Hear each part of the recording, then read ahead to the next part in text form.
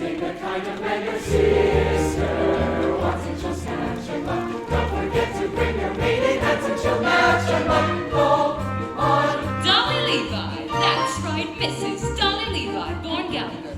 Ladies and gentlemen of excellent families, introduced under the most respectable conditions in an atmosphere of elegance and refinement. Object matrimony. Unfortunately, I won't be able to offer my usual lightning service today, as I have a previous appointment in Yonkers, New York, arranging the second marriage of Mr. Horace Vandergelder, the well-known half-a-millionaire. As my late husband, Ephraim Levi, always said, that means he's got at least 60,000 cash. But I'll do my best to have you carried across somebody's threshold before the week is out. Now, might I also mention that I am available for financial consultation, instruction on the guitar and mandolin, short distance hauling, and varicose veins reduced. Call on Dolly. She's the one the spinsters recommend. His name the kind of man your sister wants, and she'll snatch him up. Don't forget to bring your maiden hats, and she'll match him up. Call on Dolly. Mrs. Levi! Mr. Kemper, the artist. You know I'm something of an artist myself. I make those silhouettes with scissors and black paper. Here's one of Teddy Roosevelt looking the other way. I have to do them like that because I'm no good at the noses. Mrs. Levi, the train for Yonkers leaves in 5 minutes, and if we don't get there on time... But we will, Mr. Kemper. And not only will Horace Vandergelder give you permission to marry his niece Ermengarde, but he will also dance at your wedding. And not alone either, because I happen to be engaged in finding him a suitable second wife himself. What he really wants is someone steady to clean the house.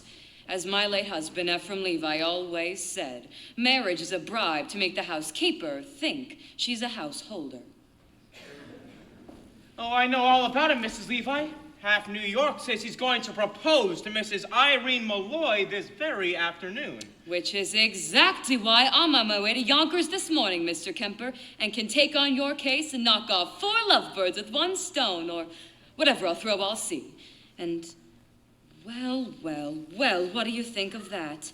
I have nothing here to pay for my train fare with. Only large bills, 5s and 7s. Well, I'm sure I have some change here somewhere.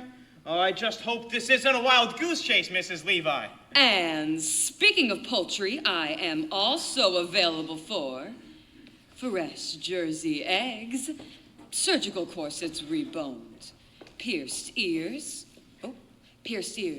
replugged. Mrs. Levi! Just name the kind of man your sister wants, and she'll snatch him up. Don't forget to bring your maiden hats, and she'll match him up. Call on Dolly. Tell me, Mrs. Levi, what's in all of this for you?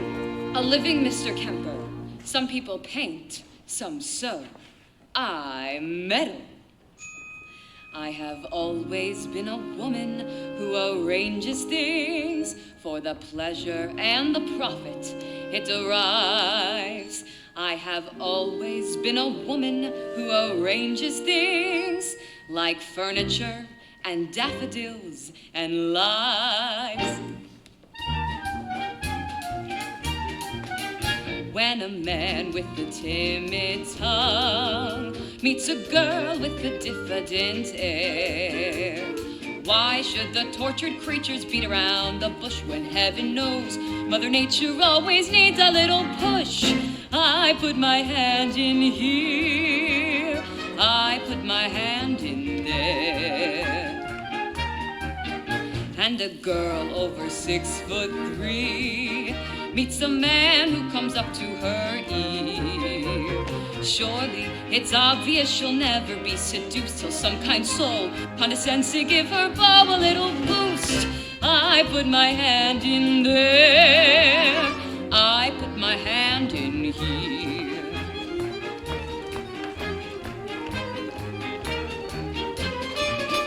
I have always been a woman who arranges things.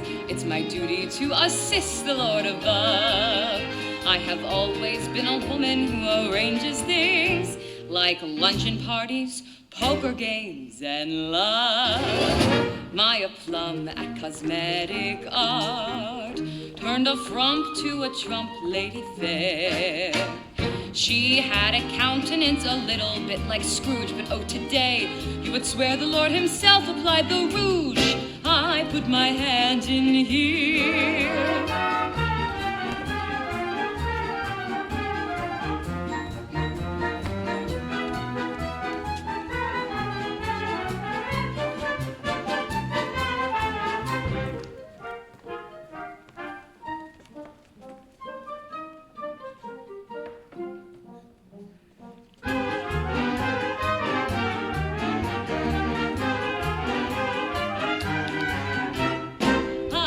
My hand in here.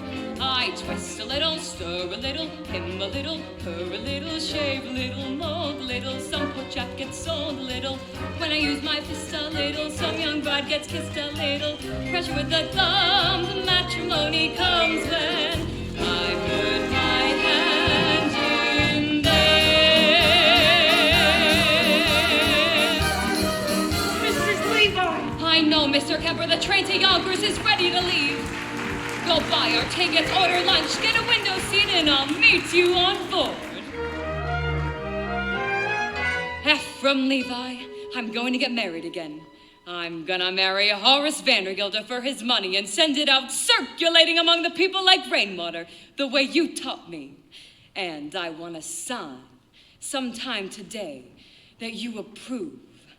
Oh, it won't be a marriage in the sense we had when Ephraim, but I shall certainly make him happy. And I'm tired, Ephraim, tired of living from hand to mouth, so I want that sign. Mrs. Levi! Sometime today.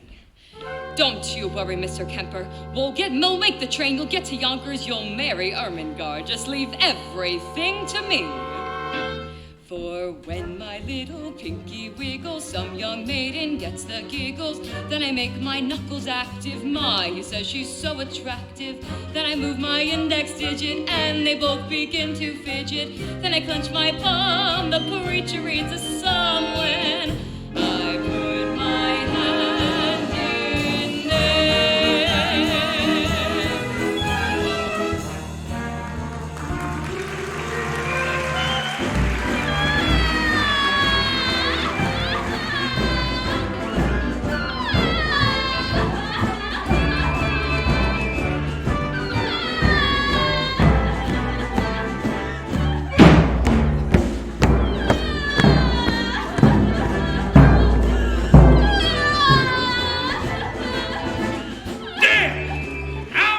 Expected to play Yonkers, my Yonkers, with all that bellowing in my ears. I can't help it. I love Ambrose Kemper.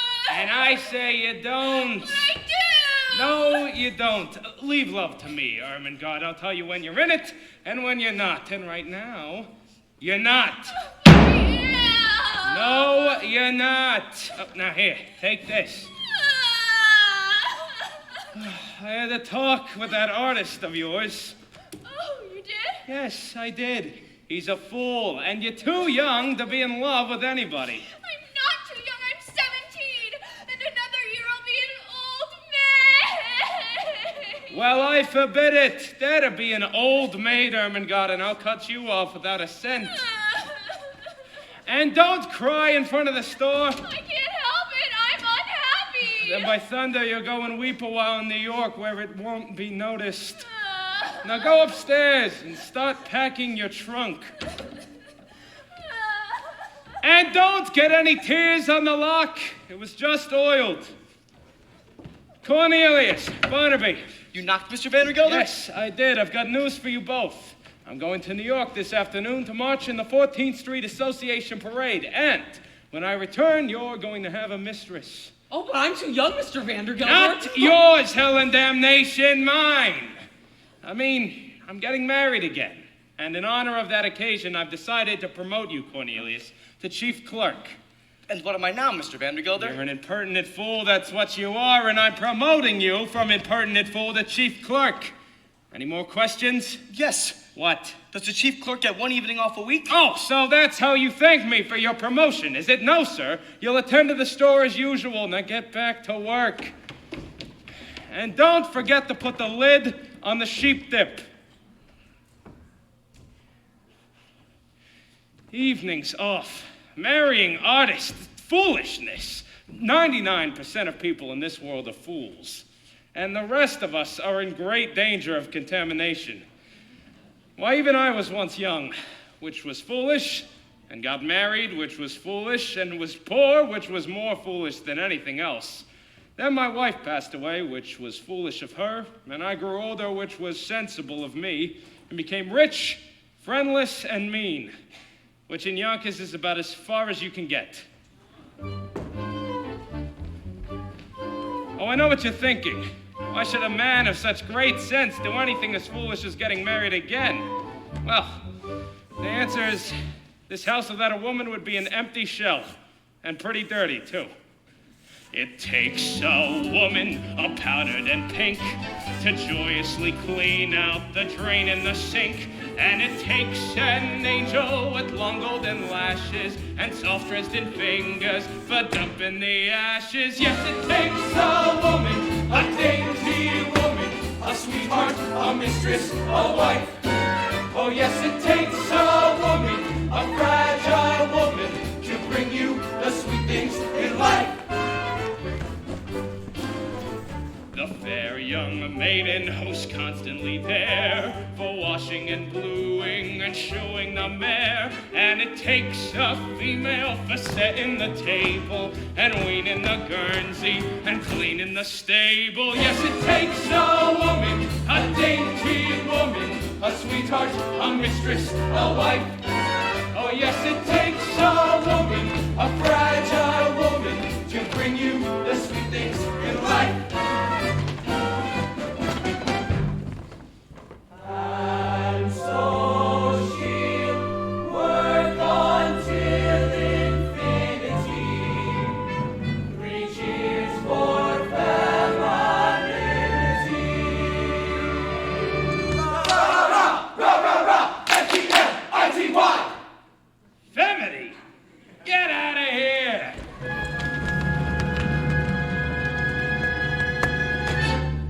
And in the winter she'll shovel the ice and lovingly set out the traps for the mice. She's a joy and pleasure, for practically speaking, for whom do you turn when the plumbing is leaking? To that dainty woman, that fragile woman, that sweetheart, that mistress, that wife. Oh, yes, it takes a woman, A husky woman, to bring you the sweet things in life. Oh, yes, it takes a woman, a dainty woman, a sweetheart, a mistress, a wife. Oh, yes, it takes a woman, a fragile woman, to bring you the sweet things in life.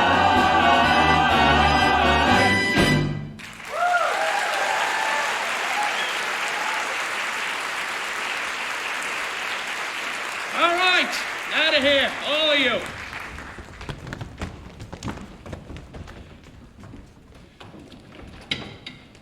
Congratulations, congratulations, 1,000 congratulations. What? Congratulations, Mr. Vandergelder. All New York is buzzing with the news that you've practically proposed to Irene Malloy.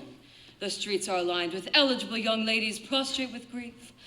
All my congratulations and sympathy. Sympathy? Did I say that? A slip of the tongue, that's all. No, I'm delighted with the happy news. After all, she wasn't easy to unload. By that, I mean you know what they always said, although I, for one, never once believed the rumors. No, I didn't. Rumors? What rumors?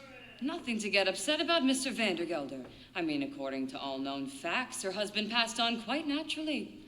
It's just that he went so sudden. A few spoonfuls of chowder she made special for him, and poof! But no, there's no truth in it. It could happen to anyone. Just one word of advice, Mr. Vandergelder. Eat out. Mrs. Levi, are you meaning to say that Mrs. Malloy... I mean to say nothing, Mr. Vandergelder, just some friendly advice. Keep away from the chowder. By the way, she's ordered her wedding gown. It's beautiful, you should see it. Black. Anyway, congratulations on your forthcoming nuptials, and may you rest may guardian angels watch over you both, particularly at dinner. Mrs. Levi, rumors or not, I still intend on paying another call on Mrs. Malloy, as arranged. Very well, Mr. Vandergelder. Then it looks like there's nothing else for me to do but go back to New York and tell the other girl, the heiress, not to wait. What did you say? Nothing, a word. Heiress. Particulars, Mrs. Levi. I demand particulars. Her name. Her name. Money. Ernestina Money. Oh, what a lovely, lovely name. Picture this, if you will. Hair as shiny as a newly minted dime. Eyes as round as silver dollars. Skin as soft and mossy as an old greenback. Oh, I can feel her now. Age, 19. Weight, 102. Waist, 47. Waist, 47. That's with the money belt.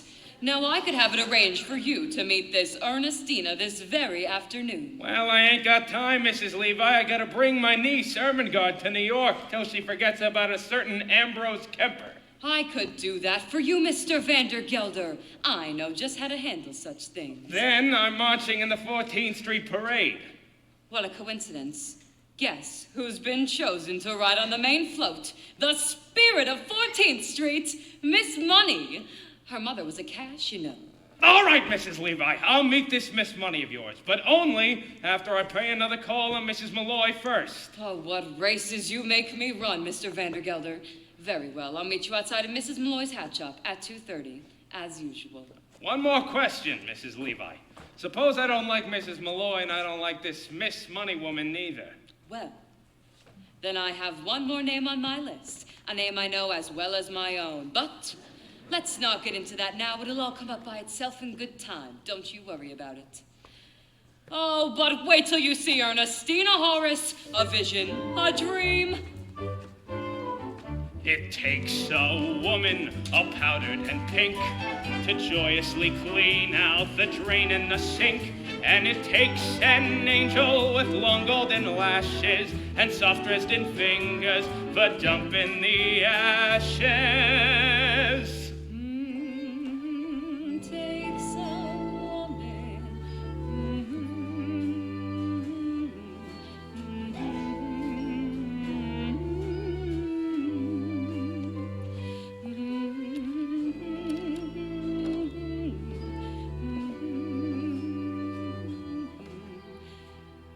Oh, Ephraim, I think I'll have this room done over in blue. Yes, in blue. Ermengarde, Ambrose, come out here. We've got plans to make. Chief clerk. Promoted from chief clerk to chief clerk. And if I'm good in 10 years, I'll be promoted to chief clerk again. 33 years old and I still don't get an evening off. When am I going to begin to live? You can live on the holidays, Cornelius. Did you forget what we did last Christmas? All those canned tomatoes went bad and exploded, and you and I had to clean up the mess all afternoon. Do you call that living? No. Barnaby, you and I are going to New York. You mean close the store? Uh-huh. Cornelius, we can't. We'll have to. Some more rotten tomato cans are going to explode. Holy cabooses! How do you know? I'm going to light this candle under, and then that's how I know. They'll make such a smell, customers won't be able to come in for 24 hours. That'll get us the evening off. We're going to New York, Barnaby. We're gonna live. We're gonna be in danger. We're gonna have a good meal. We're gonna be arrested! Holy cabooses! And one more thing. We're not coming back to Yonkers until we've each kissed a girl. You can't do that, Cornelius. You don't know any girls. I'm 33 years old. I've got to begin sometime. I'm only 17. It isn't so urgent for me. Barnaby, you might as well know right now that everyone, except us, goes through life kissing left and right all the time.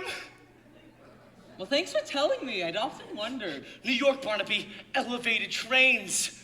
No. The lights of Broadway. No. The stuffed whale at Barnum's Museum. A stuffed whale? A stuffed whale, what do you say? Yes, Cornelius, yes. Now, the first thing to do is to make you financially independent. I know I'll find you a job. Can you dance? I'm an artist, Mrs. Levi. I paint. Well then, my card. Mrs. Dolly Levi. Painters taught how to dance. There's a man at the Harmonia Gardens restaurant on 14th Street, Rudolf Reisenweber. I'll give you a note for him and see if he can't have you both entered in the polka dance contest tonight. The prize is a week's engagement and a solid gold cup. Oh, the cups we won, Ephraim and me. Well, now hold on, Mrs. Levi. No fiancé of mine is going to step foot in a cafe, let alone work in one. And I don't mind saying that I'm surprised you have acquaintances in a place like that. Not acquaintances, Mr. Kemper. Friends, dear friends from days gone by. Why, my late husband, Ephraim Levi, believed in life and anywhere you could find it. Cafes, ballrooms, yes, even theaters. Why, even when times were bad, every Saturday night like clockwork, down those stairs at Harmonia Gardens we came, Ephraim and me. Now, it's all very well to calm down like clockwork, but you're asking Ermengarde to work there. No! It's the only way to show Mr. Vandergelder we mean business. Now, give this note to Rudolf Reisenweber and tell him that Dolly Levi sent you, and incidentally mention that Dolly's coming back, and I want a chicken and a table for 8 o'clock tonight. The bottom row looks all right, Cornelius. Now hold the candle under the ones on top. Oh, not too close. They're swelled up like they're ready to burst. Holy cabooses, Cornelius, I can smell it up here. Let's get dressed, Barnaby. You and I are going to New York. Out there's a world outside of Yonkers. Way out there beyond this hick town of Barnaby. There's a slick town, Barnaby, out there, full of shine and full of sparkle. Close your eyes and see it glisten, Barnaby. Listen, Barnaby.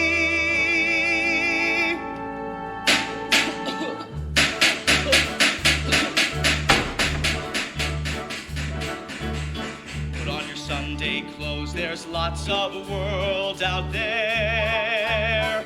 Get out the brilliantine and dime cigars. We're gonna find adventure in the evening air. The girls in white in a perfume night, where the lights are bright as the stars. Put on your Sunday clothes, we're gonna ride through town in one of those new horse-drawn open carts. We'll see the shows at Delmonico's, and we'll close the town in a whirl. And we won't come home until we've kissed a girl. Put on your Sunday clothes when you feel down and out. Strip down the street and have your picture took.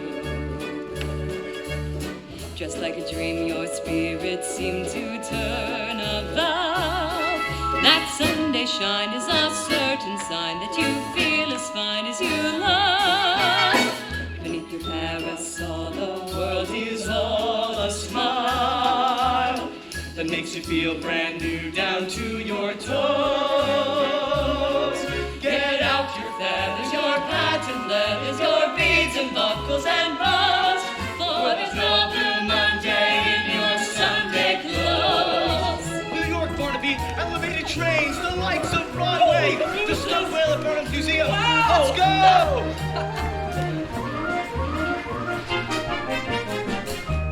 Sunday clothes when you feel down and out. Look down the street and have your picture took. Just like a dream, your spirit seems to turn about. That Sunday shine is a certain sign that you feel as fine as you love. Beneath your parasol, the world is all a smile. Makes you feel brand new down to your toes. Get out your feathers, your patent leathers, your beads and buckles and bows, for there's no blue Monday in your Sunday clothes.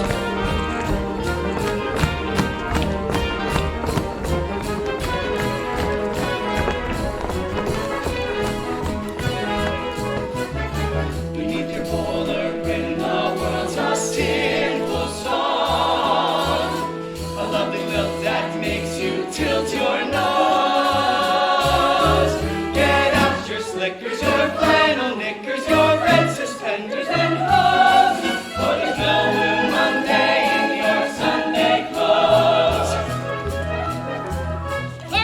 stop sniffling, don't cry on the valises. We haven't missed a train yet, thank the Lord. Lovely, you're improving, now get all 11 pieces. We're 7 minutes late. All aboard! All aboard! All aboard! All aboard! Put on your Sunday clothes, there's lots of world out there. Put on your silk cravat and patent shoes, for I can feel adventure in the evening air. To town we'll trot, to a smoky spot where young girls are hot as the muse. Put on your high silk hat and add the turn-up. We'll wear a handmade bracelet, button glove. We'll join the Astors and Tony Masters and this my positive that we won't come home, that we won't come home, that we won't come home until we fall in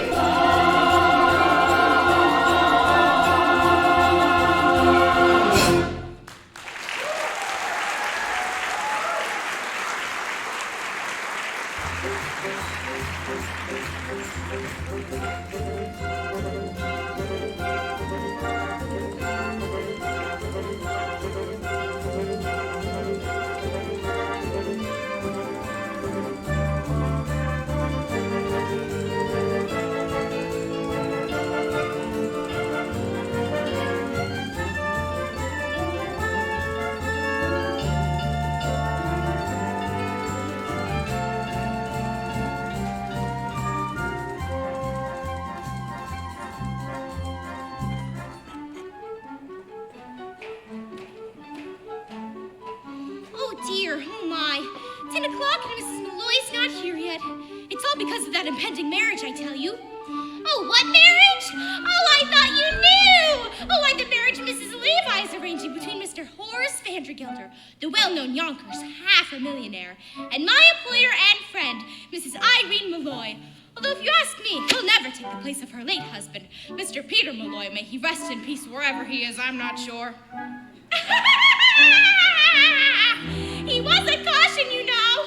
Oh, it's all so much, what with late husbands and new marriages and, on top of everything else, Miss Mortimer returning this hat for the 3rd time. Oh, same old story. She wants more cherries and feathers, to catch a beau, I suppose. Although if you ask me, she'd be better off with a nice heavy veil. I told her we'll be wearing ribbons down our back this summer if we want to catch a gentleman's eye, but she'd have none of it. Cherries and feathers she wants on today of all days, when that poor, dear, sweet Mrs. Malloy has enough on her mind to do what with. With what, Minnie? Oh, this hat box slid. It's stuck. It's stuck?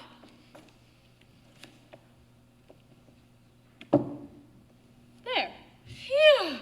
And as I was saying, I could bite out my tongue for the things I've said and the things I'm going to say, but as long as I've gone this far, I might as well go all the way. Mrs. Malloy, why? Say it, Minnie. Why am I deciding to marry Horace Vandergelder? Oh, Mrs. Malloy, I didn't ask you that. I would rather die on the rack than ask you such a personal question. But as long as you did bring it up. I am marrying Horace Vandergelder for one reason and one reason alone, Minnie. To get away from the millinery business.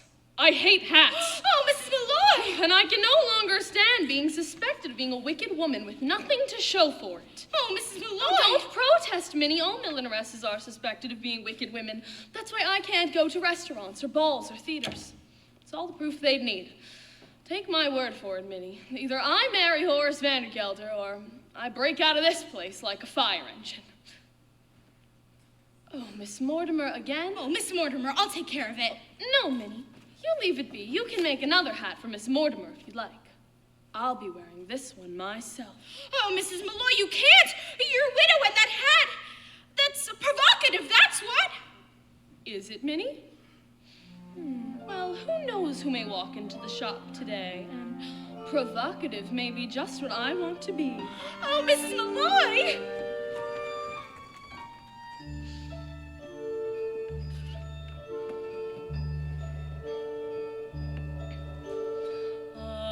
be wearing ribbons down my back this summer. Blue and green and streaming in a yellow sky.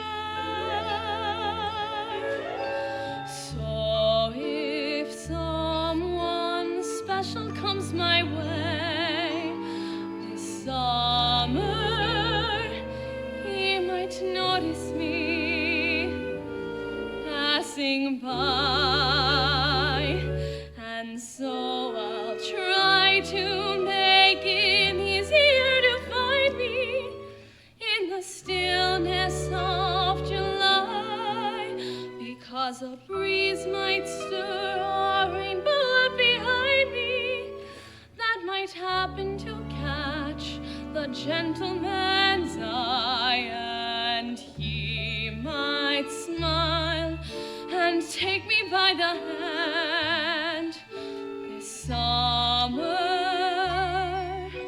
making me recall how lovely love can be.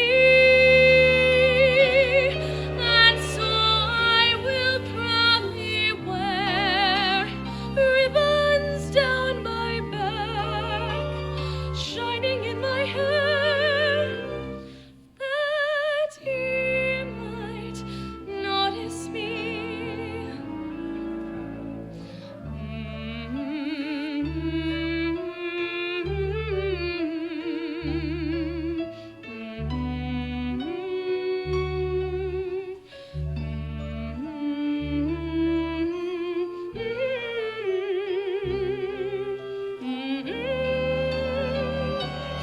And so I will proudly wear ribbons down my back, shining in my hair, that he might notice me.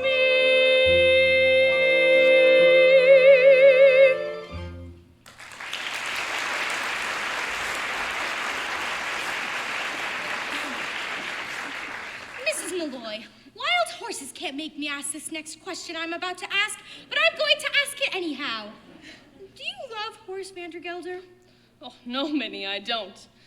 Peter Malloy, God rest him, was my fair share of love, and I'm not saying I was shortchanged. Once is enough for a woman if it's true love, and it was that. Minnie, there's two men staring into the shop. Men! Why, I do believe they mean to come in here. Men in the shop! Oh, Mrs. Malloy, what shall we do? Do? Why, we flirt with them, of course.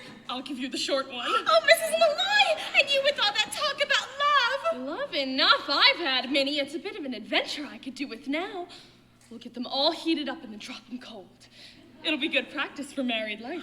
Oh, Mrs. Malloy, I think they're just awful, the things you've been saying today. I'm enjoying them too. Now you go back into the workroom, Minnie, and perk up your appearance. Besides, a bit of a wait will only make them more nervous and easier for us. If you say vampire, I'll scream. Vampire! And so I'll try to make it easier to find me in the stillness of July, because a breeze might stir a rainbow up behind me that might happen to catch the gentleman's eye. Oh, Minnie, we'll get an adventure out of this one yet! We'll get an adventure out of this yet, Barnaby. All day long we wander around New York and nothing happens. Then we come to the quietest street in the city and suddenly... Vandergelder! Is he still out there? Go look. He's sitting right on that bench, Cornelius. Are you sure this is an adventure? You don't have to ask, Barnaby. When you're in one, you'll know it, all right? Maybe I wouldn't. I'll tell you what. Let's arrange a signal. I'll say pudding to you. I'll say to you pudding if it's an adventure that we're in. Pudding! Pudding! Barnaby, how much money you got left? Oh, not much. 40 cents for the train back, 30 cents for dinner, and 20 cents to see the whale. So, 90 cents. Why? When those women come out, we'll have to pretend to be customers. That's it. Maybe the best thing to do is make them think that we're rich, that we won't have to pay for anything. We're two men about town. Looking for hats for ladies. Good afternoon, Mrs. Malloy. Here, Cornelius Hackl. Barnaby Tucker. My pleasure, gentlemen. Now, what can I do for you? Well, you see, we're two ladies about town. What he means is we're hats, and we want to buy some ladies to put them under. We just want a hat. For a lady, of course. And everyone said go to Mrs. Malloy's because she's so pretty. I mean, her hats are so pretty. So reasonable, Cornelius. As reasonable as under $1 would leave us enough to see the whale. Please pay him no mind, ma'am. He's come all the way from Yonkers and he's all excited to see the whale. Yeah. Barnaby, go keep an eye on the street and maybe you'll see it pass by. Is it big and black with mean little red eyes? Yes? It's sitting right on that bench. Oh, excuse me, Mr. Hackl, but did you say Yonkers? Oh, yes, ma'am, Yonkers. And forgive me for saying this, but you should see Yonkers. And by that, I mean perhaps Mr. Malloy would like to see Yonkers as well. Oh, I'm a widow, Mr. Hackl. Oh, you are? Oh, that's too bad. I'm sure Mr. Malloy would have loved to see Yonkers, especially in that hat. I mean, on you, of course, not Mr. Malloy. May he rest in peace. You're Catholic, aren't you? Well, if you aren't, I'd still be willing to change. Mrs. Malloy, if you should ever happen on a free Sunday in the near future, I would be more than willing to show you Yonkers from top to bottom. Well, I might be there sooner than you think, Mr. Hackl. Oh, really? You see, I have a friend who lives in Yonkers. Do you? You may even know him, although it's usually silly to ask in cases like that, isn't it? It's a Mr. Vandergelder. Oh. Horace Vandergelder? Of Vandergelder's hay and feed. Do you know him? No. Mr. Vandergelder's a substantial man and well-liked, they tell me. A lovely man, just lovely. He has only one flaw as far as I know. He's hard as nails. Cornelius, I think he's... Oh, now I wonder if your friend might like this look one. out! Begging your pardon, Mrs. Malloy. Gentlemen, what are you doing? Begging your pardon, what a lovely closet you have here. Oh, and a beautiful piece of furniture with a long hanging cloth. Help us, Mrs. Malloy, we'll explain later. Mr. Tucker, come out of there at once! We're as innocent as can be, Mrs. Malloy. Cornelius, pudding! Oh, Mr. Hackl, Mr. Tucker, I must ask you to come out of there at once, or I'll be forced. Mr. Vandergelder! Mrs. Malloy. You didn't happen to see Mrs. Levi, did you? She was supposed to meet me on that bench 10 minutes ago. Well, she can just go looking for me if she wants. When I make an appointment, I like people to be on time. Oh, here, a present for you. Chocolate-covered peanuts, unshelled. The expensive kind.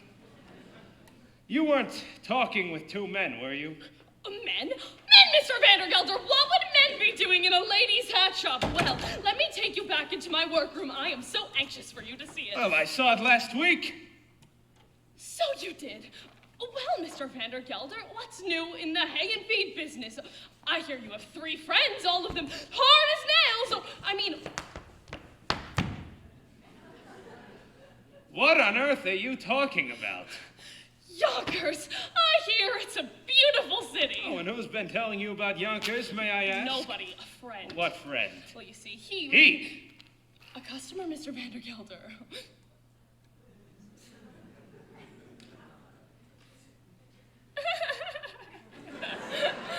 Someone quite well-to-do, as a matter of fact.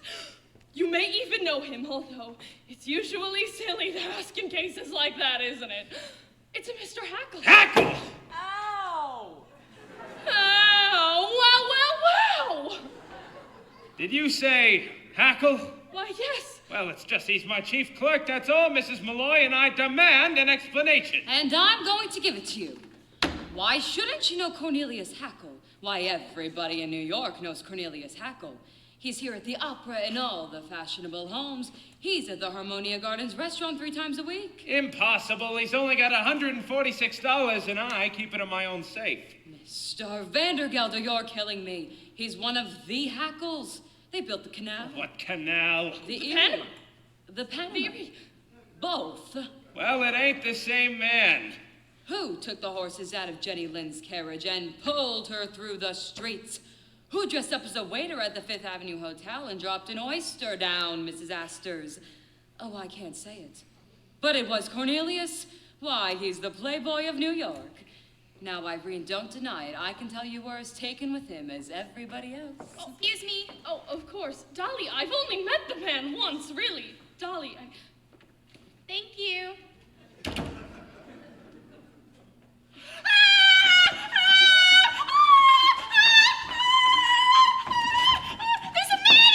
Mrs. Malloy, if there's a man in that No, closet... Mr. Vandergelder, you can't. It's too dangerous. No man who hides in ladies' closets can frighten me, Mrs. Levi. Stand aside. No man, indeed. I'm sure you'd make short work of any man, those muscles.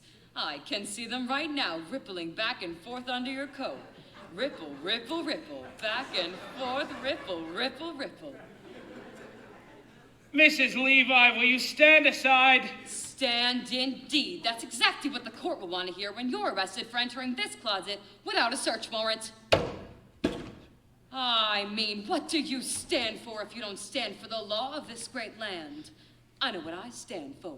I stand for motherhood, America, and a hot lunch for orphans. Take off your hat, sir. Betsy Ross's flag is passing. Do you see him on the hill at Gettysburg, 'neath that great triumphal arch? If you hear him as he's trampling through the grapes of wrath, stand up and march, march, march. has this not affected you, sir? I came here as an immigrant girl at 14 years of age from a country that oppressed my people, and I must echo here what was said by that great and patriotic American, Moses. I stand for motherhood, America, and a hot lunch for orphans. Take off your hat, sir. There's a tear-stained eagle passing. Do you see him on the bridge at Waterloo, 'neath that great triumphal arch? If you hear him singing Dixie in the sugar cane, stand up and march, march, march. I stand for motherhood, America, and a hot lunch for orphans. Take off that hat, sir. Fancy Rose's flag is passing. Do you see him on If I that led you to Gettysburg, if I see the beneath sad, that great touch that church was triumphal down. arch? Oh, Stonewall Jackson, If you glory, hear glory, him hallelujah.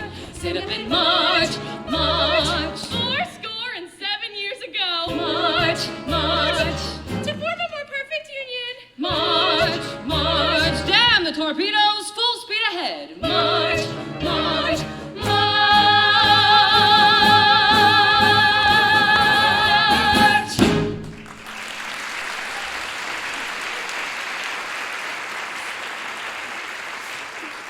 So you see, Mr. Vandergelder, there can't possibly be a man in that closet. Shh! Bless you. Mrs. Malloy! All right, Mr. Vandergelder, there is a man in that closet. Ah! And another under that table. What the devil? There also happens to be a very reasonable explanation, but for the present, good afternoon. Oh, the whole room's just crawling with men. I'll never get over it. I take it I'll see you this afternoon, Mr. Vandergelder. You certainly will, Mrs. Levi, with a certain young lady on the main float of the parade. Good afternoon, Mrs. Malloy.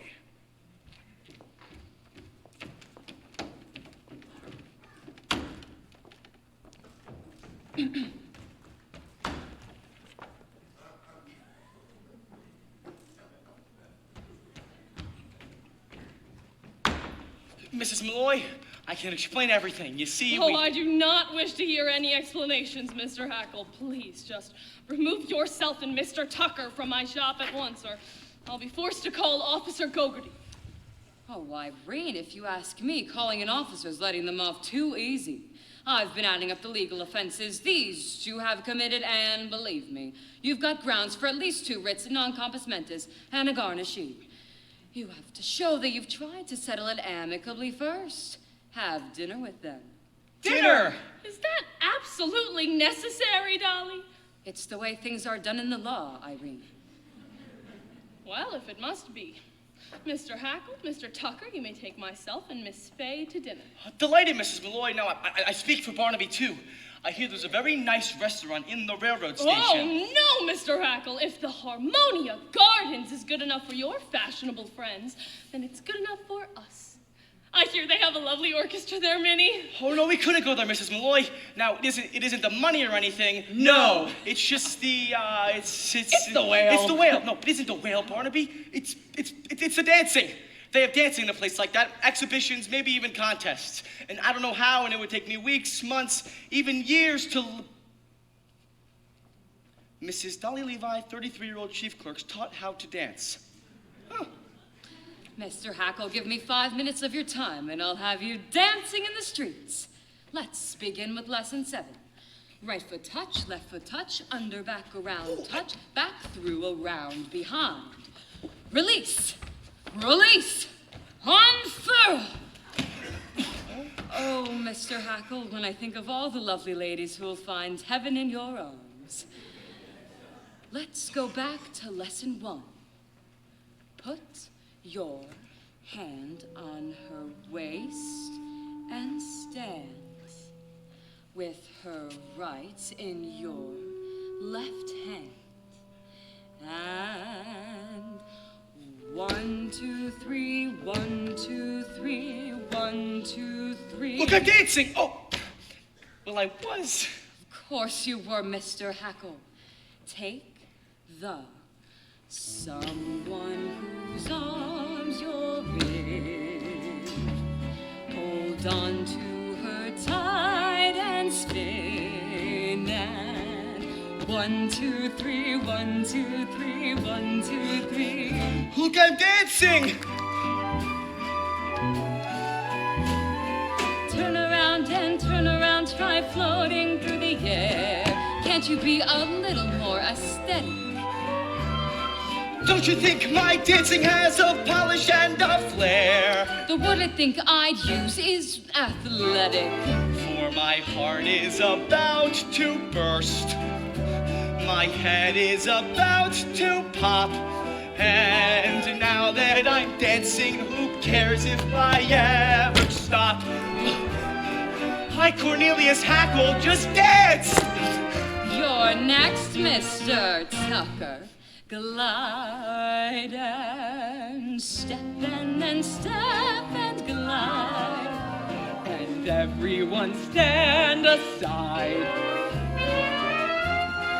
Oh, look, he's dancing!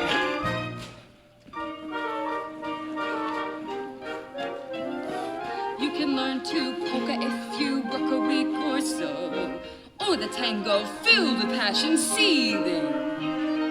I might join the chorus of the Castle Garden show. Whatever you do, for gosh sakes, keep breathing. For my heart is about to burst. My head is about to pop. And now that we're dancing, who cares if we ever stop?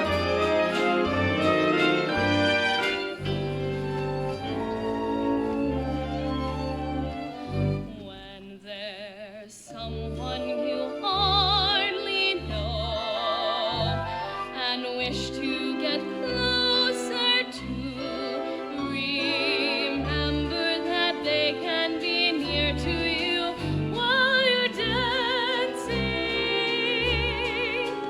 Though you've only just said hello, there's suddenly someone who can make all your daydreams appear to you while you're dancing.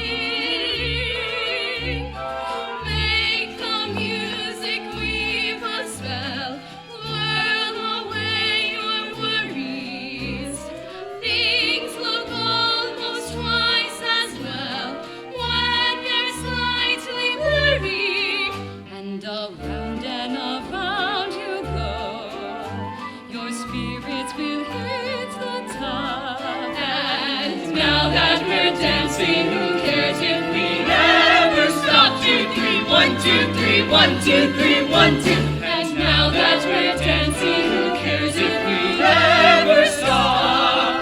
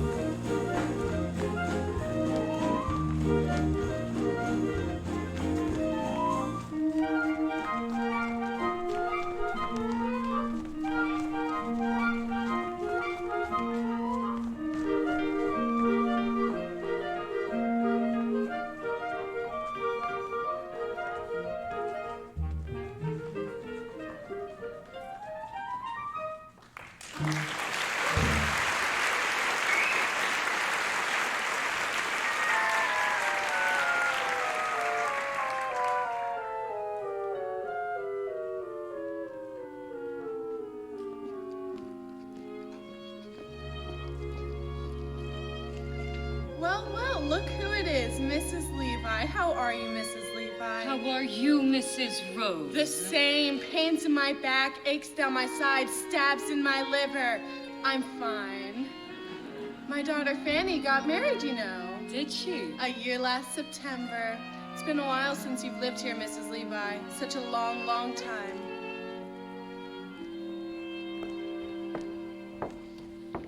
Ephraim, let me go. It's been long enough, Ephraim. Every day for all these years, I've locked the door, I've put out the cat, I've made myself a little rum toddy, and each night before bed I've said a prayer, thanking God that I was independent and that nobody else's life was mixed up with mine. Then last night an oak leaf fell out of my Bible, a perfectly good leaf, but without color and without life. And suddenly I realized that I was like that leaf. For years I had not shed a tear, nor had I been filled with the wonderful hope that something or other would turn out well. And so I have decided to rejoin the human race. I'm gonna marry Horace Vandergelder. And Ephraim, I want you to give me away. Before the parade passes by, I'm gonna get in step while there's still time left. Before the parade passes by. Oh, Dolly, Cornelius is taking us to see the 14th Street Parade. Everybody will be marching. Why, Irene, you're crying. Oh, Dolly, the world is full of wonderful things. Come with us, Dolly. I will, Irene. I will.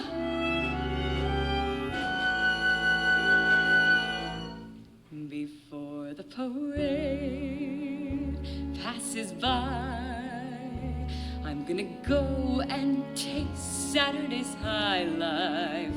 Before the parade passes by, I'm gonna get some life back into my life.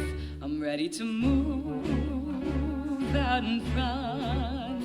I've had enough of just passing by life with the rest of them, with the best of them. I can hold my head up high, for I've got a goal again, I've got to drive again.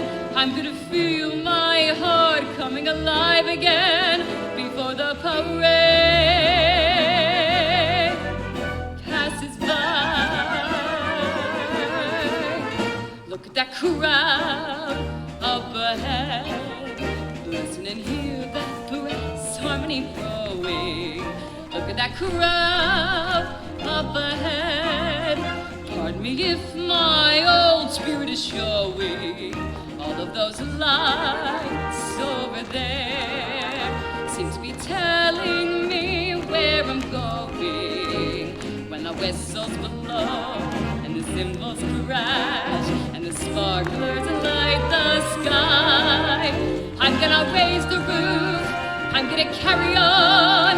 Give me an old trombone, give me an old baton before the parade passes by. Passes by.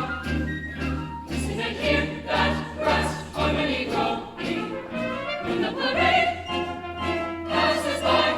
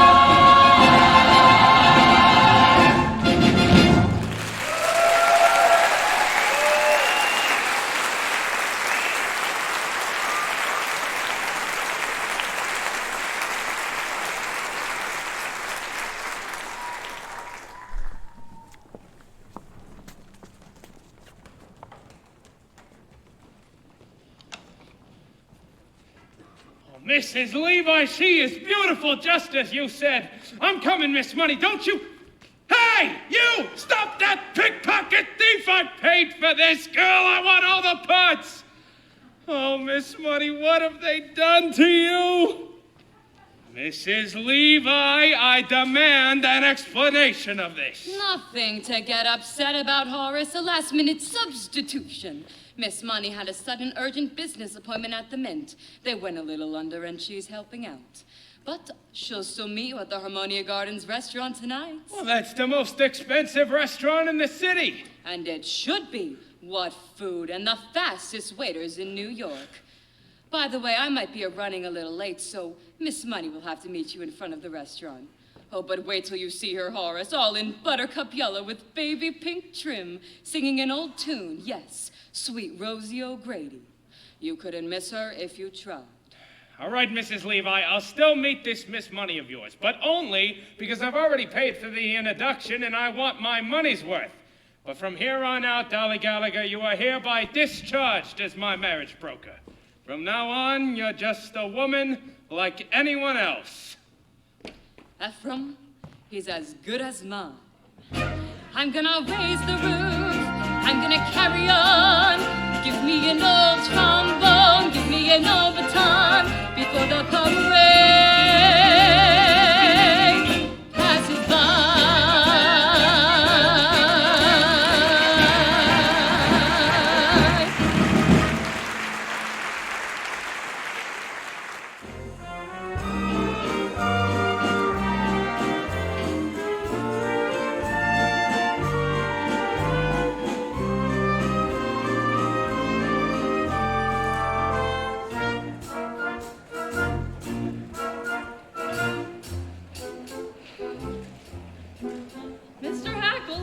Just left looking at the lights of 14th Street these past 4 hours, but now it's time we better call a hack.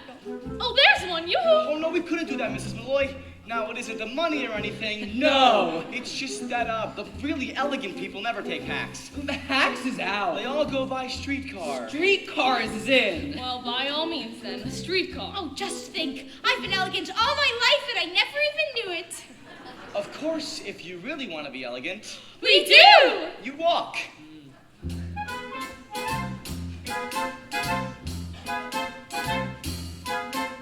Yes, New York is really us, Barnaby and Cornelius. All the guests of Mr. Hackl are feeling great and look spectacular. What a knack there is to that acting like a born aristocrat. We got elegance. If you ain't got elegance, you can never ever carry it off.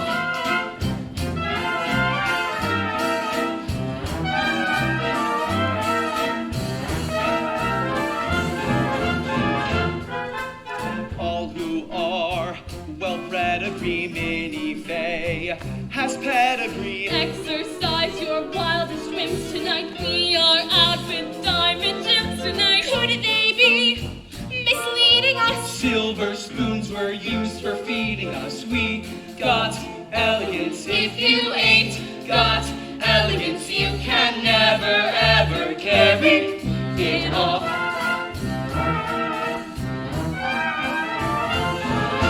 Middle class, don't speak of its savoir-faire.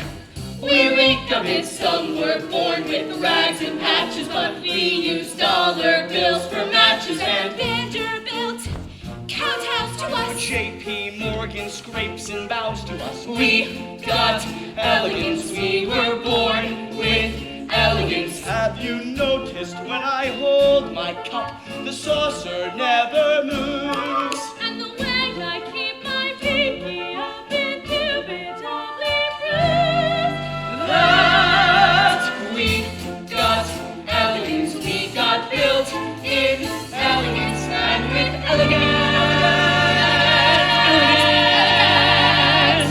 We'll carry it on.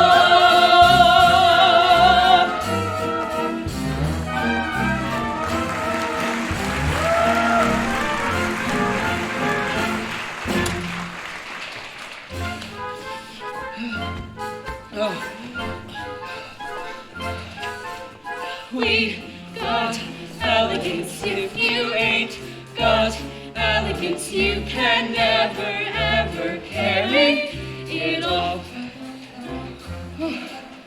We got elegance. We got elegance. Oh, look at them counting their money, Minnie. Just like the rich.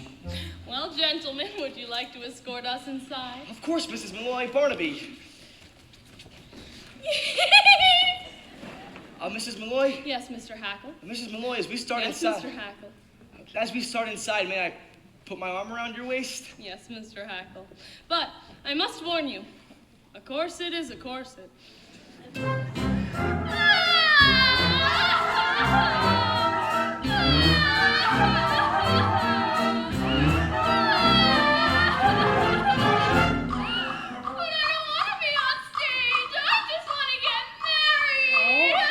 Mrs. Levi, we have to show your uncle that we mean business. Now, can you weep a little bit faster? You're throwing me off step. Faster? Oh, that's it.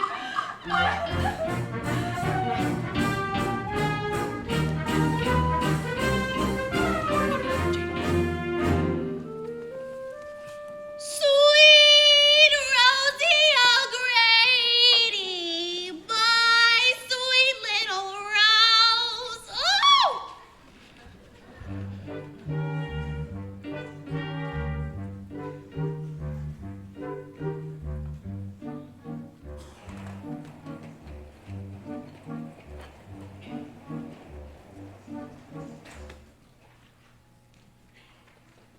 Und it is my order, as head waiter of the Harmonia Gardens, and your supreme commander, that tonight of all nights, our lightning service will be twice as lightning as ever, or else.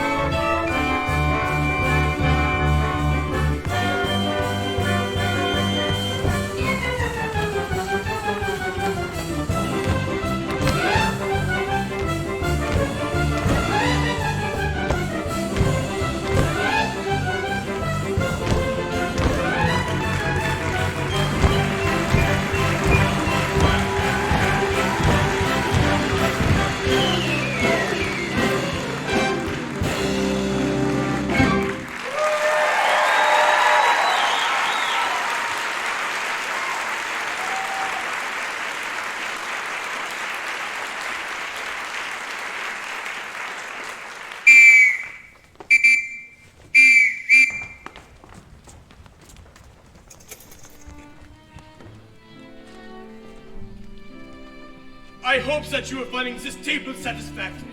The private dining rooms cost a bit more, but they do provide the best view of the entertainment. $1.40, Cornelius. That's all that's left. Are you sure? Count it again. Well, prepare yourself for a big night, Minnie. We're out with two of New York's best-known sports. Oh, I did make a mistake. It's only $1.35. I'll count it once more. No, don't. We can't afford it. Oh. I'm going to order everything on the menu. Waiter!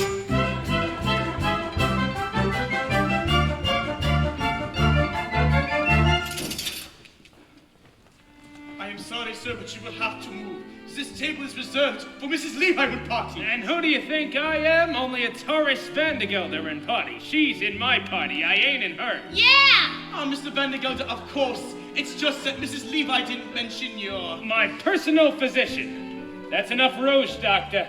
But Mrs. Levi only do chicken for 2. Chicken? Well, chickens are dear. A pâte de maison, soup de choux, and pomme soufflé. Well, why didn't you tell me this was a Chinese restaurant? Get us 2 bowls of rice, then get out. Now, Miss Money, I hear you carry respectable sums in your belt. Yeah, $2, only it's in my garter.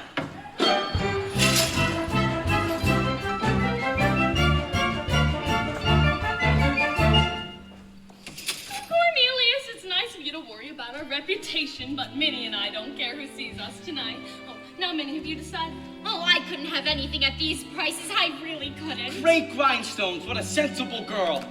Waiter, we'll have 4 glasses of beer, a loaf of yesterday's bread, and some cheese. Yesterday's bread! Oh, Cornelius, now I know who you keep half of New York in stitches all the time. Minnie, have you ever tried pheasant? Pheasant? Say,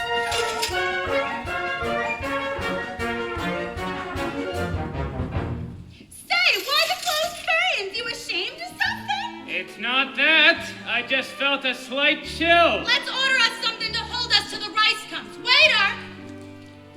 Would you bring a roast duckling pig, chestnut and oyster stuffing, cheese fondue, and some lady fingers? Now, what'll you have?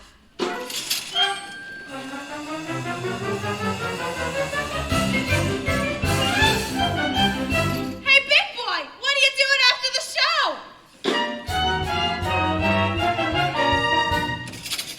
Well, Cornelius, it's nice of you to worry about our digestion, but I'm sure the pheasants are fresh.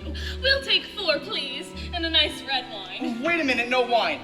No wine? Champagne! Champagne! It's once in a lifetime, Barnaby. Champagne and a Neapolitan ice cream and hothouse peaches. And Barnaby, give the band leader a nickel and tell him to play To a Wild Rose. We want music while we dine.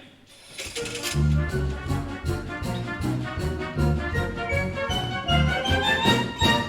this is a cafe, isn't it? Let's dance! The Vandergelders do not dance, Miss Money. We're Presbyterian. All right, I'll dance myself. Give him $2 for the band leader, will you? I'll tell him to play something refined. I'm gonna do the hoochie coochie. All right, Cornelius, I'll send for the band, but promise you won't order anything else. You wait here, Miss Money. I'll tell the band leader to play a nice waltz. Waiter. Oh, waiter. Look, you give this to the band leader and tell him to play a nice waltz. Here's a nickel for the band leader. Would you tell him What's to play it? to What's it? Miss 2 more Money! pheasants, please. Cornelius! My purse! My Look, wallet? that's my purse. Oh, waiter! Excuse me, that's my wallet. I know it's mine because there's nothing in it but $1, 3 dimes, 5 pennies, and a... Cornelius? Sir! Did he say 2 pheasants? 3, 4 pheasants for the house, and never mind if I don't see the whale, I'll buy my own whale! Sir!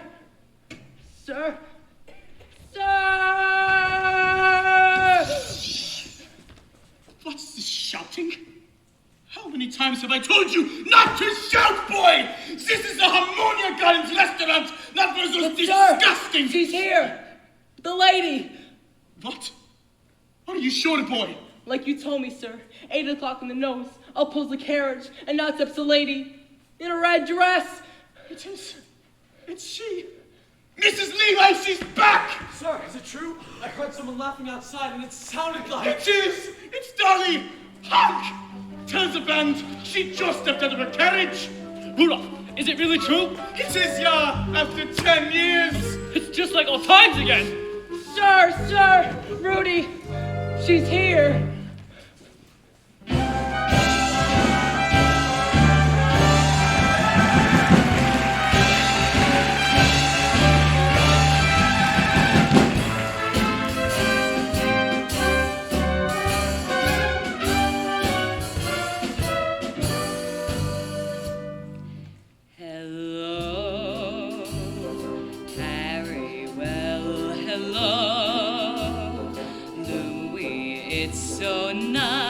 To be back home where I belong. You're looking swell, Danny. I can tell. Manny, you're still glowing, you're still growing, you're still going strong. I feel the room swaying, for the band's playing one of my old favorite songs from way back when. So bridge that gap, fellas, find me an empty lap. Fellas, Dolly, you'll never go away again.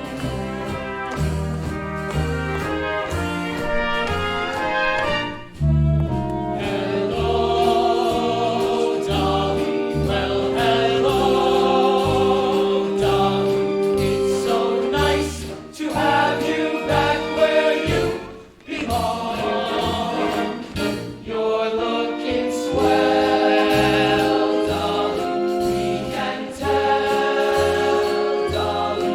You're still glowing, you're still growing, you're still going strong. We feel the room swaying for the band's playing one of your old favorite songs from way back when.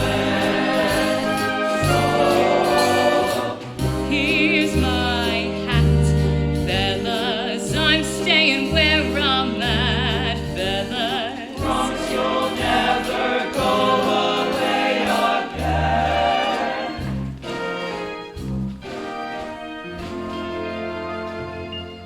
I went away from the lights of 14th Street and into my personal haze.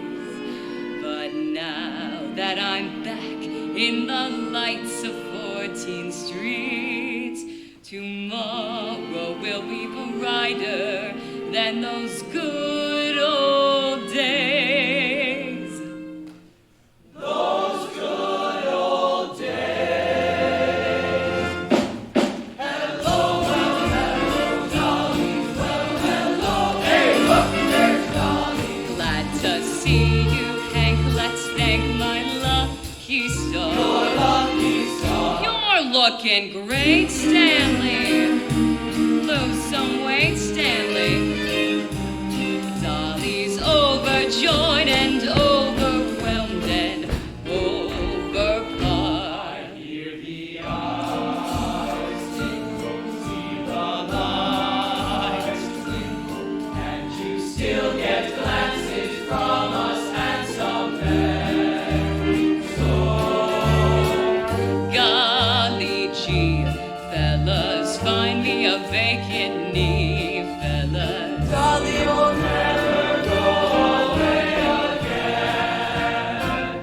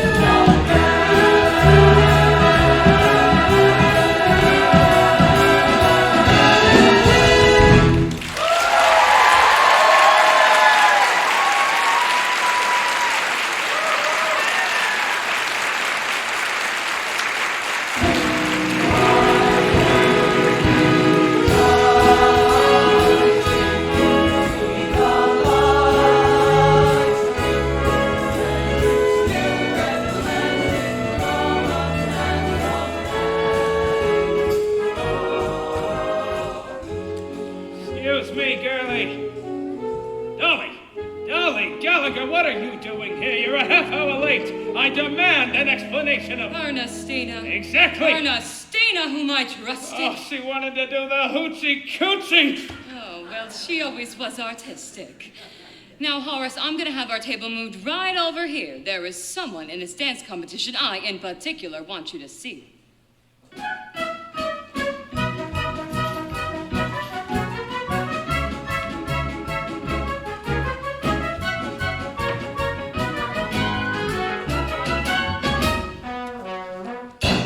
Now, don't say another word about it. I'm as shocked as you are. I can't eat a thing. What have you ordered? What you ordered, a chicken. Did you say a chicken? Oh, I don't think I could face a chicken. Not today, not after what's happened. Good, then cancel the chicken. And bring a turkey. What are you doing now? Nothing, just looking the place over, getting acquainted with the surroundings. See, that's the trouble with you, Dolly. Always wanting to know everything. Always putting your nose into other people's affairs. And anybody who married you would get as nervous as a cat. What? What's that you're saying? I said anybody who married you would get Horace Vandergelder, get that idea right out of your head this minute. Why, I'm surprised you even suggested such a thing. Understand once and for all that I have no intention of marrying you. Oh, Mrs. Levi, I didn't mean that. Well, I certainly do hope not. Horace Vandergelder, you go your way and I'll go mine. I'm not just some Irene Malloy whose head can be turned by a few chocolate-covered peanuts, unshelled. Mrs. Levi, you misunderstood me. Well, I certainly do hope not. But understand that if I had any intention of marrying again, it would be to a far more pleasure-loving man than you. However, we won't discuss it any longer. Here's some beets and some corn. Oh, I'll serve Mr. Vandergelder Rudolf. And we have some white meat and some dumplings, lighter than air they are, and some giblets, very tender and very good for you. Well, as I was saying, Horace, you go your way and I'll go mine. Start right in on the wine, Horace. I'm sure you'll feel better at once. However, since you brought the matter up, there's one more thing I ought to say. Well, I didn't bring the matter up at all. One more thing I ought to say before we forget about it altogether. It's true, I'm a woman who likes to know everything that's going on, who likes to manage things, but I certainly wouldn't want to manage anything as out of control as your household. You'll have to do that yourself, God helping you. Well, it's not out of control. Very well, I won't say another word about it. Have some beets, Horace. They're good. I don't like beets. That's good. No, Horace, a friendless soul like you is no sort of companion for me. You salt your beets, and I'll salt mine. Would you stop saying that? Very well, I won't say another word about it. Good. Except this. Horace, at your age, you should enjoy hearing the honest truth. My age? You're always talking about my age. Well, I don't know what your age is, but I do know that down in Yonkers with bad food and a bad temper, you'll double it in 6 months. Have some more beets, Horace. They're good. I don't like beets. I hate beets. That's nice. No, Horace. The pity of it all is you could be a perfectly charming, witty, amiable man if you wanted to. Well, I don't want to be charming. Well, you can't help it. Look at you. Now sit down, Horace, and dig right in. However, before we change the subject, there's one more thing I ought to say. Well, I don't want to hear it, Dolly, and you're wasting your time. I'm not going to ask you to marry me. Well, Horace, I suppose that means you want me to ask you. Horace Vandergelder, I am turning you down. Well, how can you turn me down when I haven't asked you anything? It's no use arguing. I've made up your mind. Here, let me cut your wings. Got a headache. I'm going back to my hotel. Horace, you can't go now. The competition's about to begin. Here's the money for the dinner. Here's $20 and... Wait a minute. It's only $1, 3 dimes, 5 pennies, and a button. This isn't my purse. I've lost my purse! Barnaby, this purse you found... Impossible. I can't imagine you without your purse. It's Vandergelder's. Cornelius, we better get out of here. What am I gonna do? They don't know me. Hey, stop eating that turkey. I can't pay for it. Horace, it's the latest thing. A polka. And there's someone in the dance competition I, in particular, want you to see. Rudolf, move our table right over there so Mr. Vandergelder can better observe his graceful movements.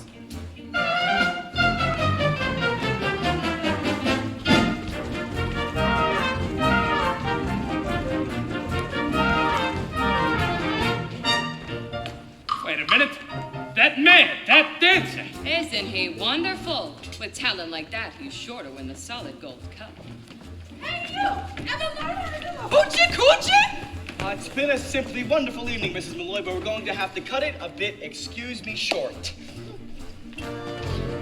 Oh, Cornelius, look, a polka. Minnie and I simply must have one dance. But Vandergelder's right there. We've got to go. So we will go, but we'll dance our way out.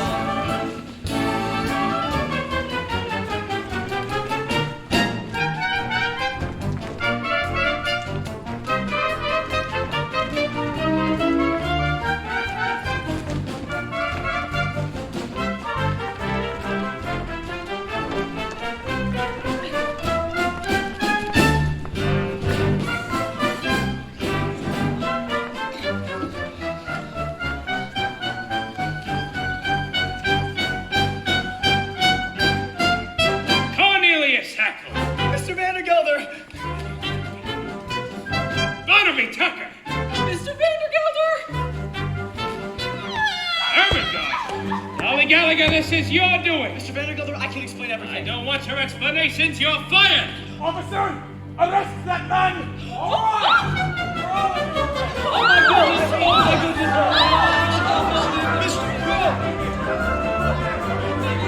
Minnie, where are you?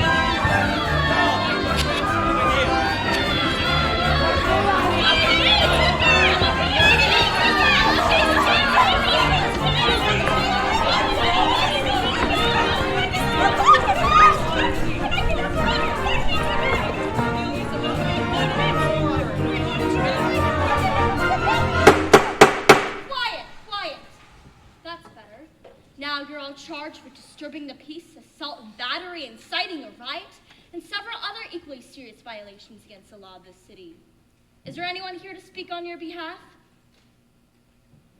I said, is there anyone here to speak on your behalf?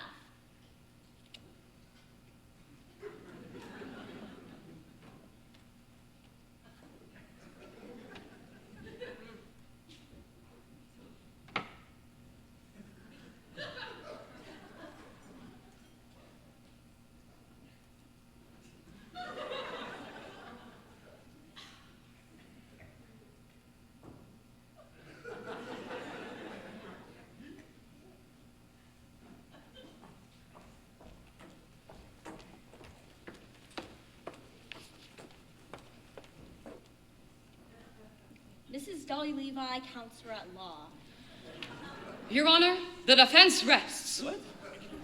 I want freedom for my clients and a verdict of guilty from the only real culprit, Horace Vandergelder of Yonkers, New York. Oh, Dolly! Responsible for these grievous charges of willful destruction of private property. A curtain torn, a vein bruised, and in solid gold cup bent. Yuck!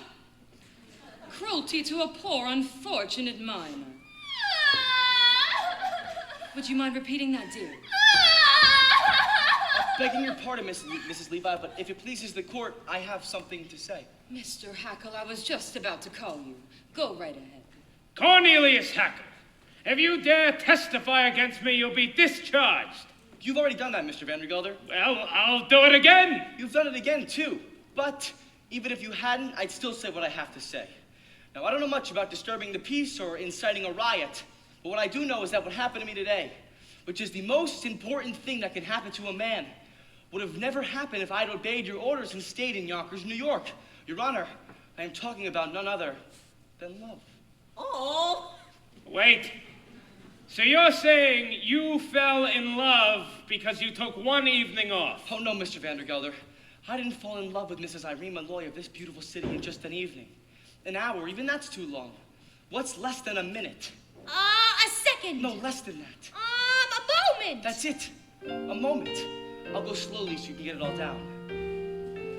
It only takes a moment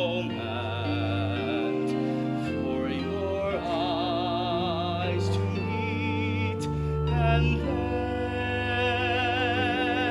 then your heart knows in a moment you will never be alone.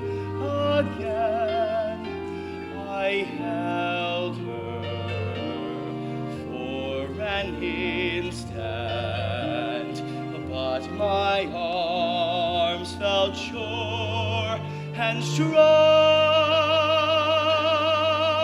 It only takes a moment to be loved a whole life long. Isn't the world full of just wonderful things? There I sat cooped up in Yonkers for years and years, and all the while beautiful people like Mrs. Malloy were walking around New York, and I didn't even know them at all. And I don't know if you can see from where you're sitting all the way back there, but for example, the way her forehead meets her eye and her cheek. Can you? I tell you right now, a beautiful woman is the most wonderful work of God on earth. You can talk all you like about Niagara Falls and the pyramids. They're not in it at all. Now, of course, I've seen a woman before, but today, I talked to one, equal to equal, and they are so different from men, and awfully mysterious too. I bet you can know a woman your entire life and never really be sure whether she liked you or not. Today I've lost so many things. My job, my future, everything people think is important. But even if I had to dig ditches for the rest of my life, I'd be a ditch digger who once had a wonderful day. Mr. Hackl, I'm sorry. I seem to have missed a few words back there. Right after, it only? Takes a moment, but his arms felt sure and strong. It only takes a moment. He held me for an instant, but his arms felt safe and strong. It only takes a moment to be loved a whole life long. And that is all that love's about. And we'll recall when time runs out That it only took a moment to be loved a whole life long.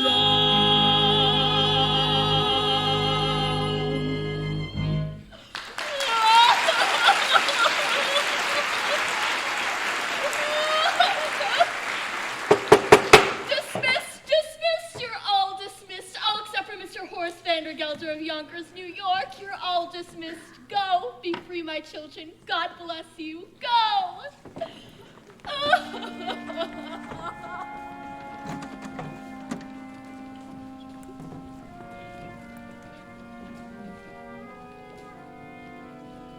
You may see the prisoner now, Mrs. Levi. Well, Horace, that's your life. Without niece, without clerk, without bride, and without your purse. It looks like there's nothing else for me to say, but... If it's to ask me to marry you, Dolly Gallagher, never. Not in a million years will I ever marry you. Why, Horace, that wasn't it at all. All I wanted to say to you was... Goodbye. What? Goodbye. Now, see here, Dolly. It's no use, Horace. I've failed, and when a woman fails, there's nothing else for her to say but... Goodbye. Wait. Goodbye. Hey! Goodbye, goodbye, goodbye, goodbye. Don't try to stop me, Horace. Please.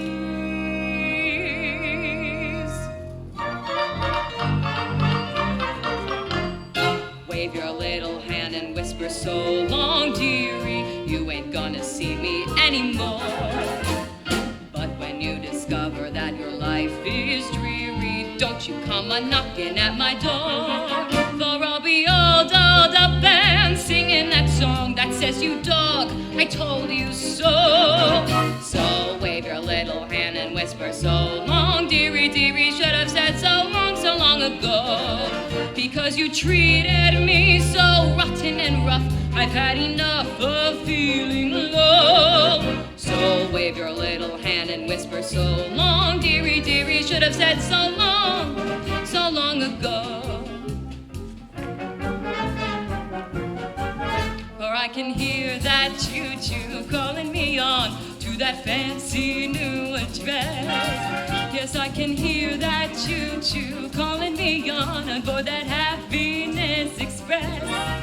I'm gonna learn to dance and drink and smoke a cigarette. I'm going far away from Yonkers as a girl can get. So,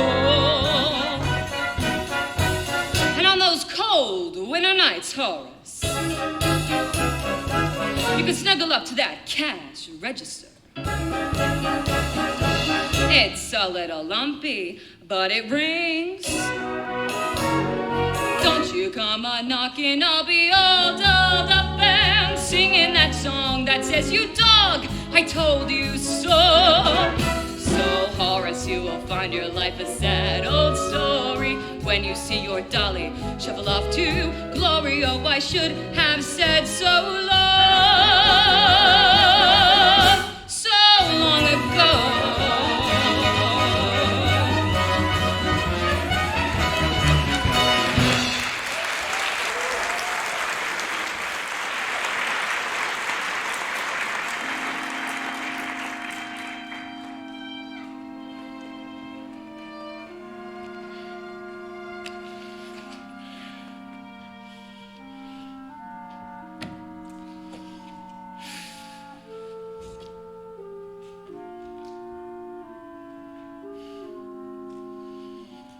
And I wouldn't marry you, Dolly Gallagher, not if you were the last woman on earth.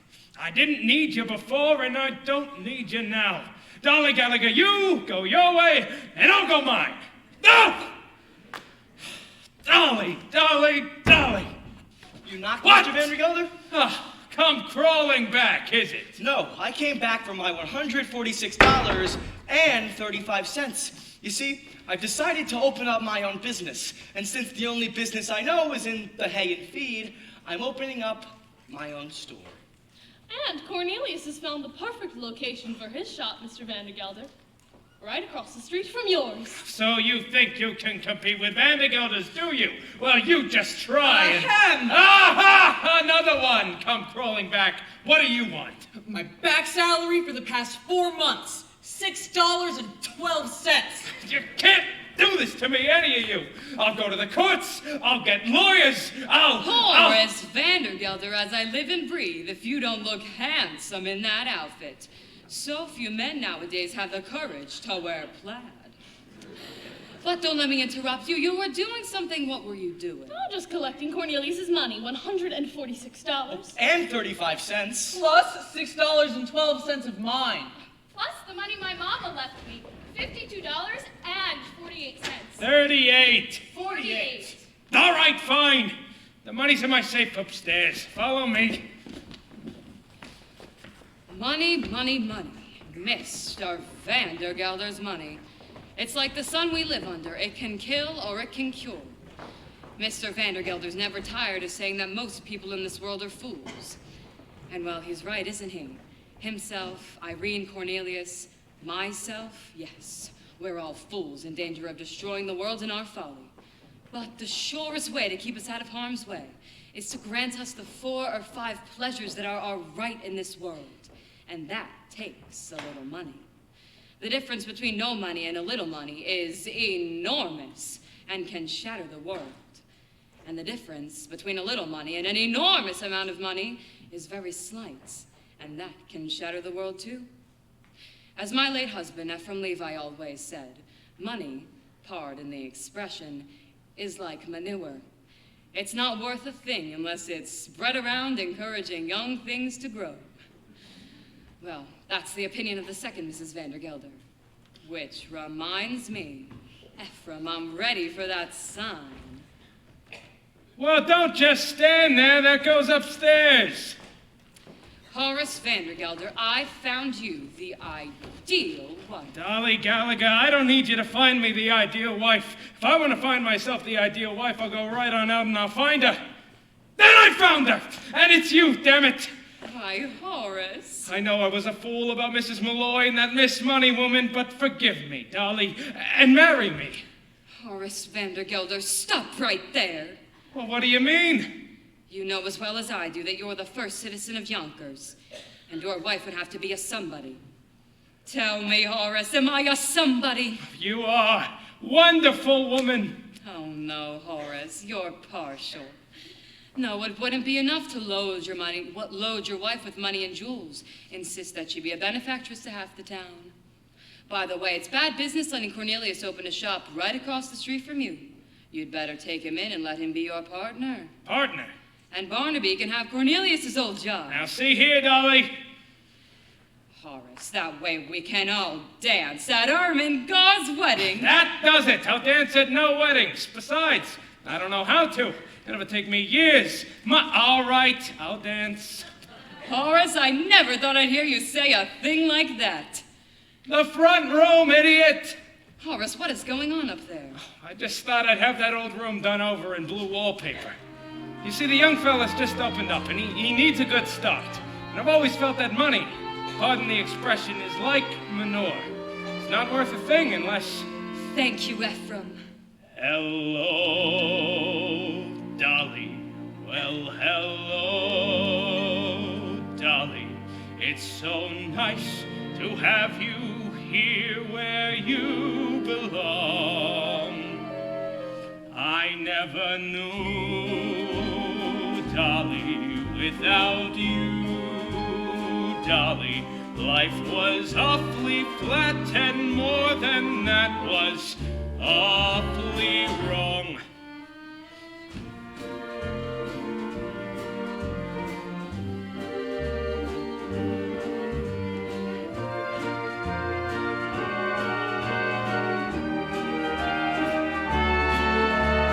Here's my hat, Horace, I'm staying where I'm at. Horace, Dolly, you'll never go away. Wonderful woman again.